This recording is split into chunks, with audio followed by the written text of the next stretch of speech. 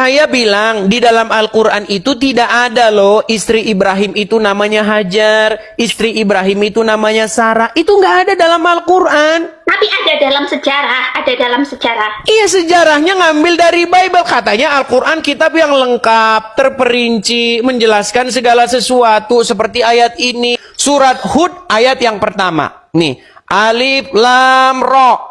Ya, inilah kitab yang ayat-ayatnya disusun dengan rapi. Kemudian dijelaskan secara terperinci. Ini Al-Quran bilang bahwasanya Al-Quran terperinci. Tapi umat muslim sayang sekali tidak ada yang percaya bahwa Al-Quran itu terperinci. Justru katanya, oh Al-Quran itu tidak menjelaskan yang terperinci, tapi yang umum-umum saja. Penjelasannya ada di... Tapi faktanya di lapangan yang menjelaskan malah kitab sejarah. Ini kunaon sih, ini gimana? Sealim-alimnya orang di Islam itu pasti pernah ngerasakan neraka. Benar, maksudnya? Tapi berakhir ke surga. Jadi itu sebuah Oke, proses. berarti wajib masuk neraka? Ibaratnya cucian itu dicuci dulu. Ya, berarti wajib masuk neraka, betul? Bukan wajib, pasti. Bukan wajib. Pasti. Kalau Oke. wajib, Berarti wajib Anda bisa setuju? ditolak, Tunggu ya. sebentar. Berarti Anda setuju ikut Muhammad pasti masuk neraka dulu? Statementnya Bang Edis yang salah, ikut Muhammad. Sebenarnya bukan ikut Muhammad, tapi kalau menjadi Muslim pasti pernah merasakan neraka. Itu yang benar. Oke, bisa nggak orang menjadi Gitu. Muslim tanpa ikut Muhammad? Orang bisa menjadi Muslim tanpa ikut Muhammad? Tidak bisa, Bang. Itu kan Iya, junjungan berarti kita. benar namanya ikut Muhammad. Ini gimana sih? Kok Anda ini susah sekali sih nangkep apa yang saya bicarakan? Menjadi seorang Muslim artinya adalah menjadi pengikut Muhammad, betul? Betul. Nah, tadi Anda bilang jadi Muslim itu wajib masuk neraka, betul? Bukan wajib, pasti. Pasti masuk Ingat, neraka. Nah, pasti dan berarti wajib beda, berarti kesimpulannya ikut Muhammad pasti masuk neraka, betul? Hah? Ikut Muhammad? Pasti masuk neraka, betul? Ya. Iya.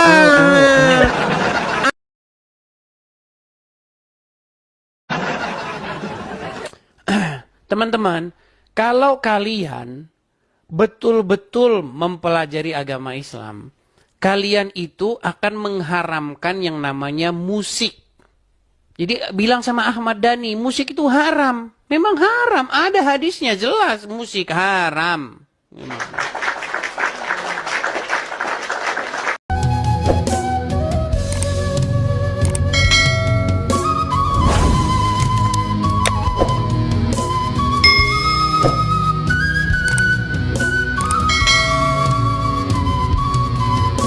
Nih, Quran surat Maryam 83.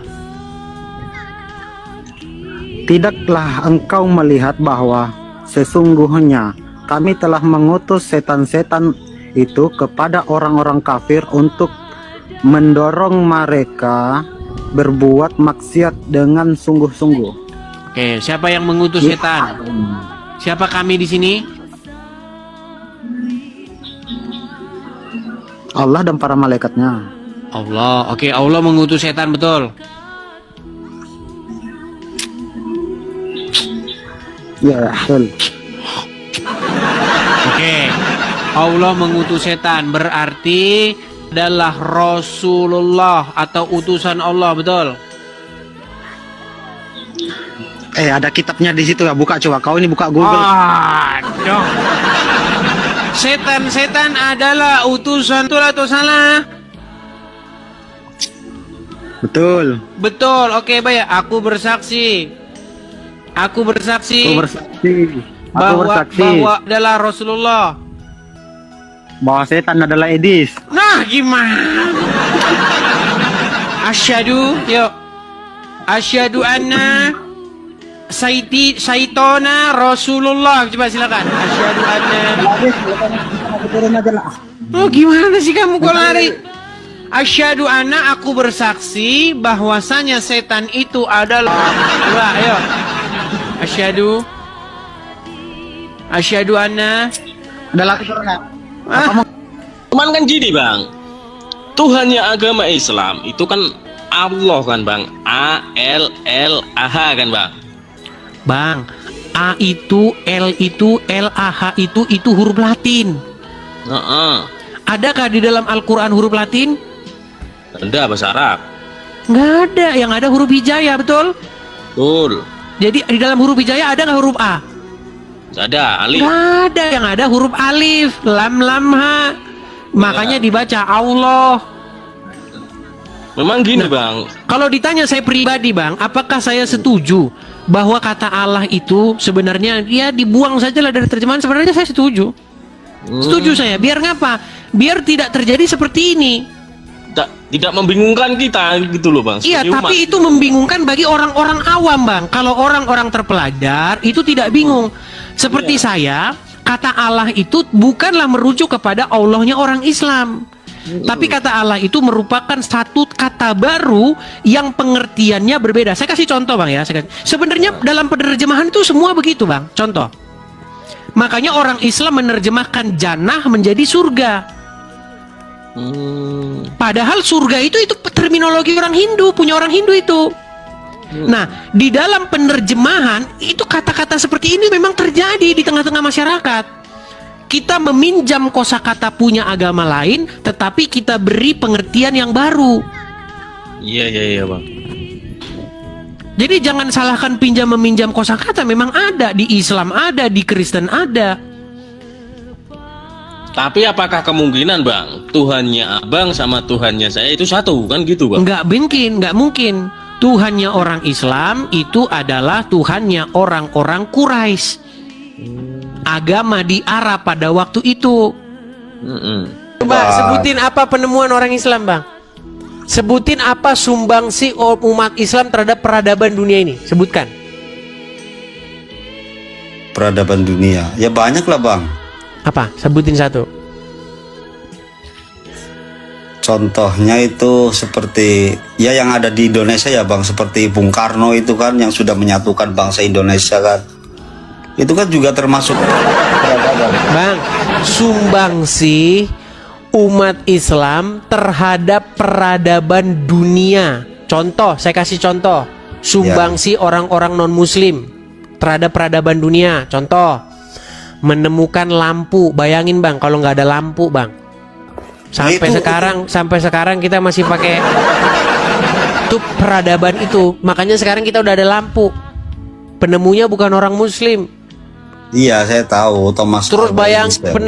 penemu ini segala macam inilah yang kita lihat sekarang inilah. Ya, Tapi kan pesawat itu kan semua berasal yang dari ada di Al-Quran rumahmu juga, itu. Bang. Semua bang yang nemuin itu bukan dari muslim. Saya pengen satu aja. Satu penemuan yang digunakan untuk peradaban umat manusia ini dari asal usulnya dari umat muslim. Apa? Iya, memang belum, saya sendiri belum menemukan. Cuman kan itu bang. Enggak Itu ada Thomas Alva bang. Edison Gimana mau aja menemukan? Gimana orang mengutip. kalian aja bilang kencing obat? Gimana mau ketemu? Allahu Akbar kabira walhamdulillahi katsira wa subhanallah berkata wa asila. Cukup. Coba ulangi lagi.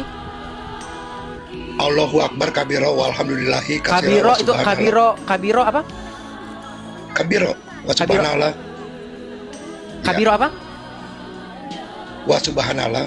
Oke, kabiro wa subhanallah artinya? Ya kurang paham. Nah,